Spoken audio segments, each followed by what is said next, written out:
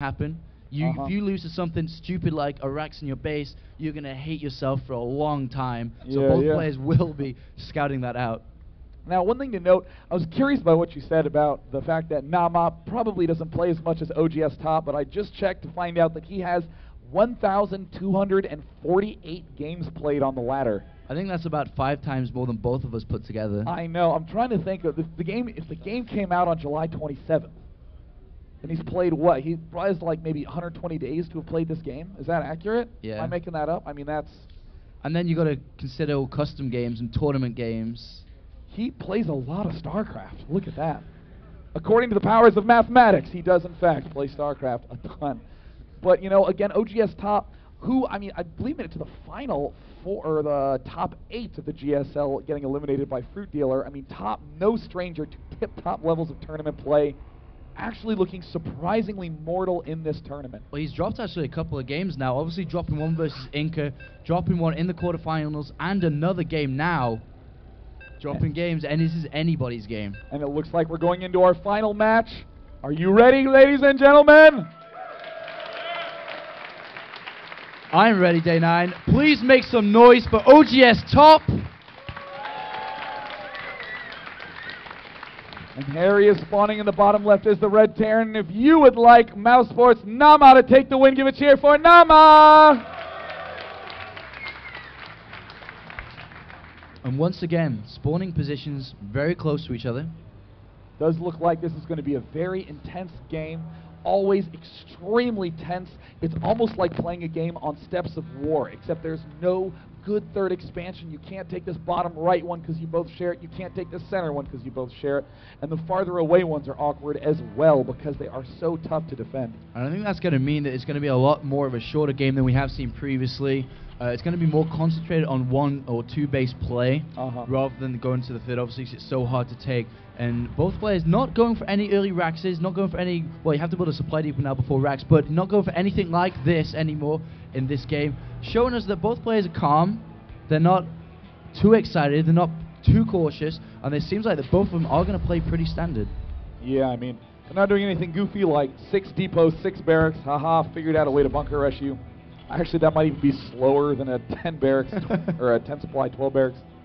Either way, both players have constructed barracks in their mains. They will be shortly throwing down refineries. There is Naama's, there is OGSTop's, but neither player has scouted these extremely close positions yet. And here we go, the scout from OGSTop is out and is scouting in the correct way, and same for Naama also. He is moving out in the correct way. They will cross paths and high-five each other as they go past right next to this tower into each other's base to see exactly what's going on. And because they're so close to each other, they're going to get a lot of information, a lot of timings from both players.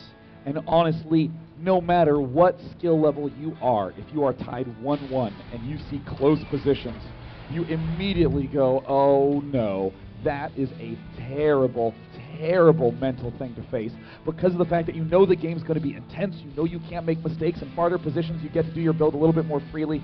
Naama almost taking out an SCV. No, he's trying to go in for the kill. He's going to get surrounded, and oh! Wow. 1 for 1, gets it down. Very nice play. And the thing is, as you were talking about with short, rush distances between bases, it's actually so hard to react. Yeah. Because you don't have enough time to see what's coming and to react accordingly.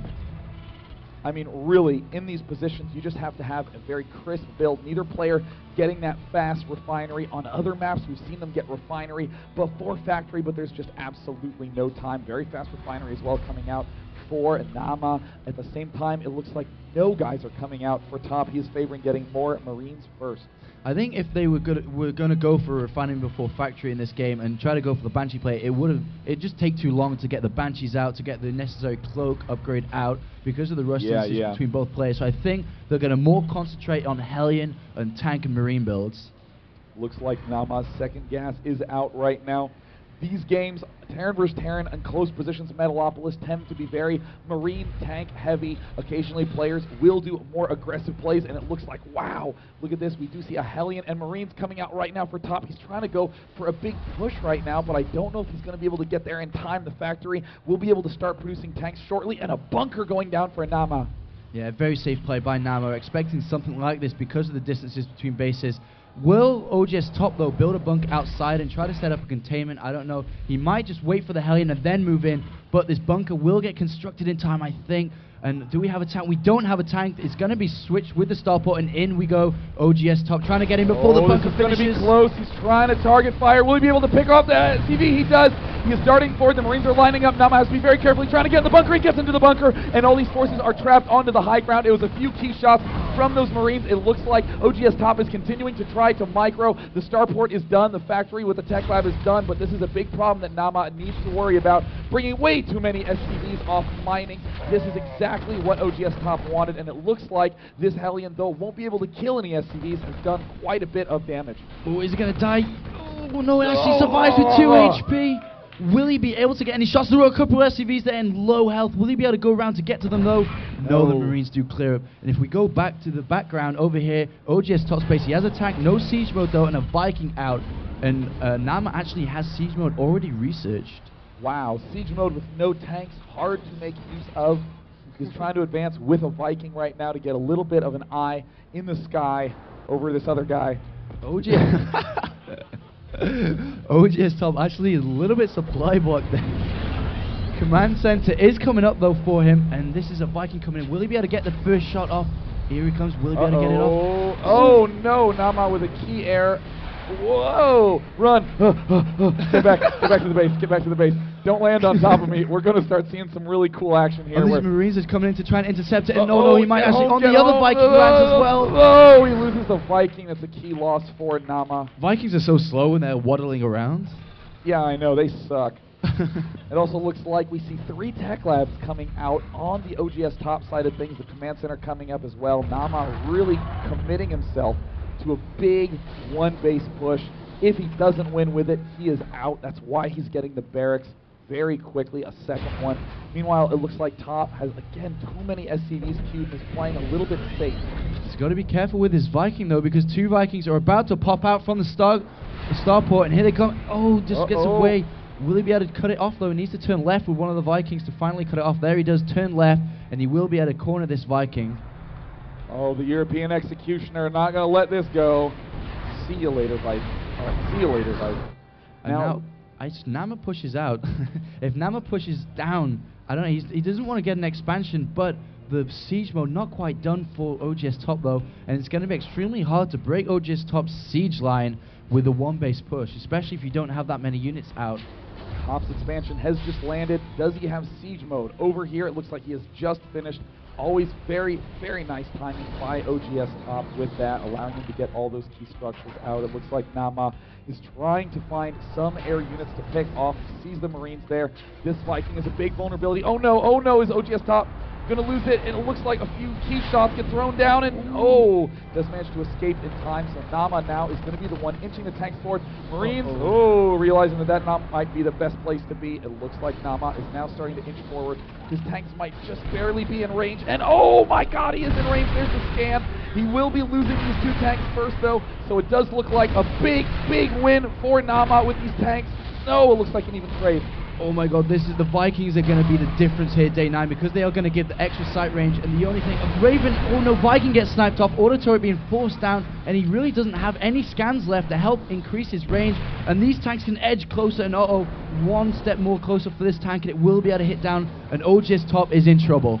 OGSTop, an extremely tense situation. He's unsieging. He's going to be moving in. This is the key battle. Nama needs to land these Vikings, and oh no, OGSTop realized it's a mistake. He pulls back to the auto turrets.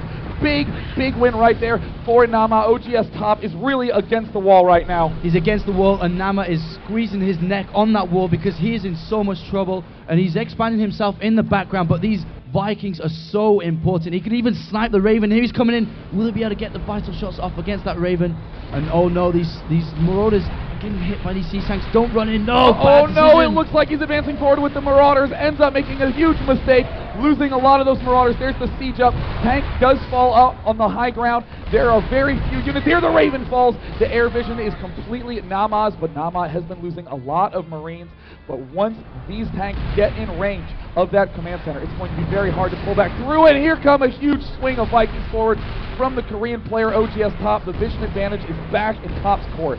It is. He's got to be careful though, because the Marines are there, going to help out a lot. But this is so good for OGSTop now. The huge push with SCV is advancing in. There's the siege mode, the stim from top. Everything all in right now for Naama. He needs to win with this fight. The Vikings are in the air, and Naama wins the fight. The huge swell of tanks and Vikings in the front. All the SCVs up top now trying to fly in. This game is still neck and neck. And if he sets up camp just right outside or below the natural ramp, this could be a lot of trouble. He's lifting up here, and he's building a bunker on the ramp, and he can just contain OGSTop, and this is looking pretty good because he has his expansion up as well in the background. It looks like Naama is unsieging. He's advancing forward to this key area behind. It looks like all the SCVs up top don't quite know what to do. A lot of patience from Naama, but needs to be careful. Cannot afford to lose those air units. There's the one tank on the high ground. The Marines are darting forward. OGSTop inches away from losing. Naama is advancing forward. Top has almost no units left. When we look at the unit counter station, all he has left is one Viking. He can literally unsiege and walk into the base and end this game right now. We might be seeing our Korean star going out right now, Day 9. Naama advancing forward. There's the stim, the last remaining units. Nothing mining in the income tab that is dropped to 0 for OGSTop, just workers. He's swinging forward. Naama, who was down 0-1, has come back to tie it up, and all the SCVs are gone. And this is it. Naama is going to take OGSTop out of this tournament. There is nothing left for SCVs. He does it! Called! Naama eliminates the Korean player. Naama in the finals. Huge upset in that semifinal. Wow. People on the forums, people here expecting Top to go all the way to the finals, if not take the total first place prize. No, he is knocked out by Naama in the semifinals, and what an upset. Or not, is it an upset though, Day 9, do you think? I mean, I will say, Naama is playing brilliantly in all matchups, having just a very well-rounded style. That push was so calm, and that beautiful decision to send in all those SCVs for the kill, so crisp, but so often players always give the credit to the Koreans. Everyone thought that either Inca or Top would be the winner. Now there are no Koreans left in the tournament. It is just players from Europe and the Americas. And this